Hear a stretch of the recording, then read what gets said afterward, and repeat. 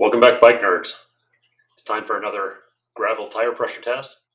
This time I'm focusing on Singletrack specifically. I did a test previously where I did some Singletrack testing, but the terrain was a little bit too curvy to get a good reading. So theoretically, I could have better bike lane handling could have explained a faster time or slower time. So this time I found a slightly uphill, straight as I could segment on Strava. There are probably better ones, but this is the first one I could find. It's a little shorter than I would have liked, but it's gonna do the trick. So the idea is we'll ride up this hill at a constant power. I'm shooting for 225 watts and gonna run 4 tire pressures: 10, 20, 30, and 40 psi. So that is a little low for pavement or really hard, smooth gravel, but it's a good range for rougher single track. So hopefully we kind of see both extremes. So something that's too low, it's slow because it's too low, and it's slow because it's too fast. And hopefully find kind of that optimal. Okay, tires and wheels. I'm running a Hunt 42 Limitless carbon gravel wheel, Schwalbe G-One RS Race tires in the 35C width. And you can see how basically they've got like a fish scale on the center of the contact patch and light tread on the outside. So it's pretty good on general purpose gravel, sand, not so great on really rough stuff when you have to corner in hard, rough things. Now for 10 PSI, you would not want to run 10 PSI normally. I run these Vittoria foam tire inserts. So when I'm running really low pressures like that, it won't burp the tire.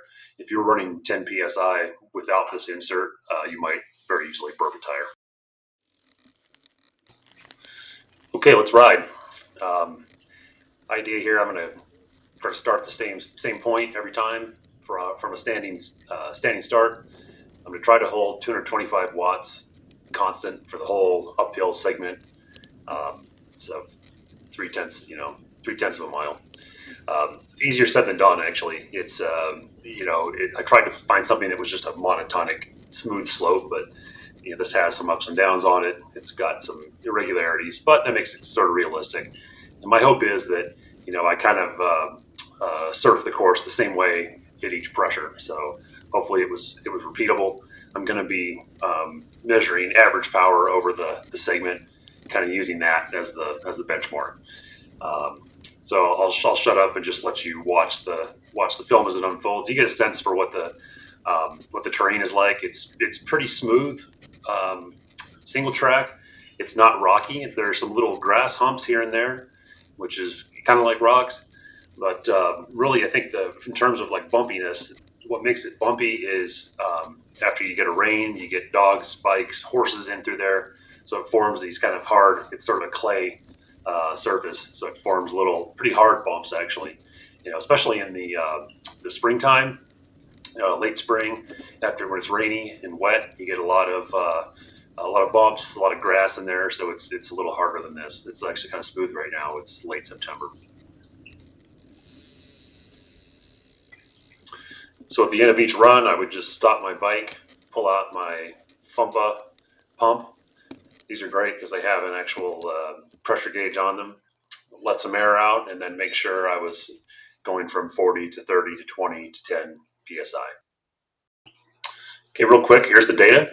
I made 4 runs, and you can see the power. The power was between 221 and 233 watts, so within about plus or minus 3%, so not too bad. Wind wasn't that big of a deal on this day. And I just measured speed over the segment length, and then plot the speed as a function of psi. And you can see, of course, we've got only 4 data points here, but hopefully it was fairly repeatable. The pressures were measured correctly. It was run in a very short period of time, so the wind wasn't going to change on me. But the trend that you see is really slow at 40 psi, much faster at 20 and 30 psi, and much slower at 10. So if I had to pick an optimal for this rider, a fairly heavy rider on a fairly thin tire, I would pick about 25 psi if I was riding nothing but single track all day. If you're a lighter rider, you're going to go lower. If If you've got a bigger tire, you're going to go lower, and vice versa. So anyway, hopefully this was fairly useful for you. It's just one set of data points, but didn't waste that much of your time watching it. So looks like 25 psi on a gravel bike, tubeless gravel bike, is probably where you should be if you're doing mostly single track. As we get rougher, you might even want to go lower. But I would frankly, I'd be afraid to go lower than at my weight with this tire. I'd be afraid to go lower than 20 psi. I could feel some kind of squishiness, especially around as I would turn. So anyway, let me know what you think in the comments, and if you want to make YouTube's algorithm beast happy, then like and subscribe. But if you thought it's bogus, then don't. See you later.